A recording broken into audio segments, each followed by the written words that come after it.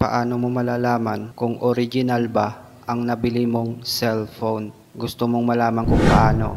First, punta ka sa settings ng inyong cellphone. Dito po sa settings ng inyong cellphone ay mag-scroll up lang po kayo. Hanapin natin dito ang About Phone at pindutin lang po natin ang About Phone. At pagkatapos ay mag-scroll up lang kayo at pindutin ang status. Dito po sa status ng inyong cellphone ay isulat nyo lang po or kopyahin nyo ang serial number ng iMeI 1. Pagkatapos nyong kopyahin ay i-back nyo lang at pumunta tayo sa Google application. Pagkatapos ay pindutin nyo lang ang Google application. Dito sa Google search bar ay i-search lang natin dito ang www.imei.info.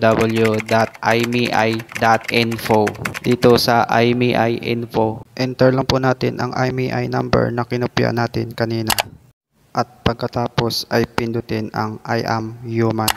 At dito, basahin nyo lang ang question at sagutan ang image na ito. At kapag nasagutan nyo na ang image, pindutin lang ang verify. At pindutin ulit ang I am human. At sa bandang itaas, pindutin ang check. At dito mo malalaman kung original ang iyong cellphone kapag may lumabas na kagaya nitong information details.